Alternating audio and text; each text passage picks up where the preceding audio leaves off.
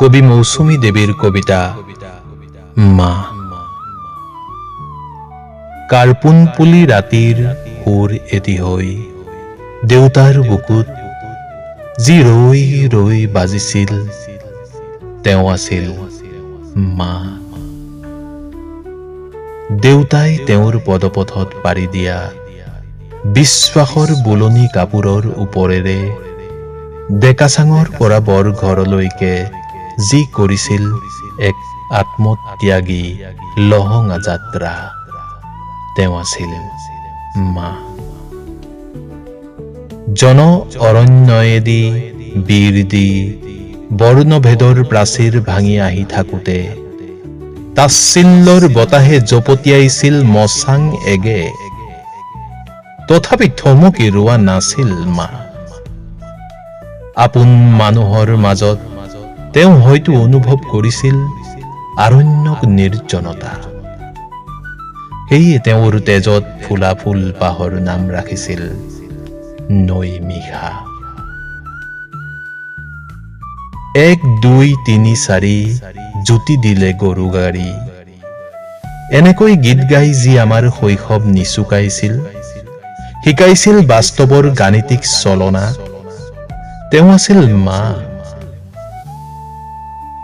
ভাতৰ কাঁহী সন্মুখত ৰাখি নাখাওঁ নথওঁ ঠেহ পেচৰ মুখৰ সময় নীৰৱ হৈছিল, যেতিয়া মায়ে আমাক কৈছিল কাহিলি পোৱাতে মৰগীয়া হাল বোৱা দেউতাই চহাই ময়াই ভাঙিছিল দলি, বোকা ফেনেকি ৰুইছিল উশাহৰ গজালি, পইতা ভাতেৰে ভোক মাৰি লিখিছিল আমাৰ সুখৰ ভাগ্যলিপি।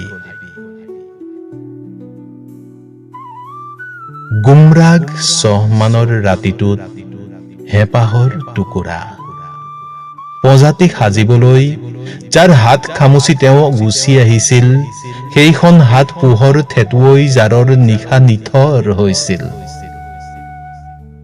সেইখন জানো কেৱল হাত আছিল, আছিল মিচিং মিপাকৰ সমন্বয়ৰ সাঁকো।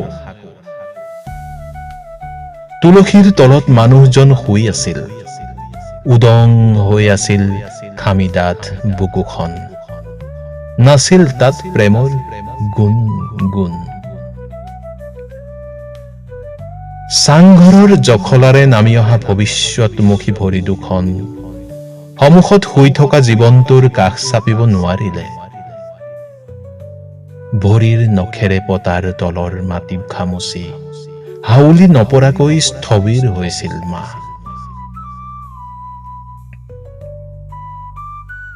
দেউতাৰ নিথৰ ভৰিৰ বুঢ়া আঙুলিৰে পৰম্পৰাই মচি দিছিল মাৰ কপালৰ ৰঙা বেলি।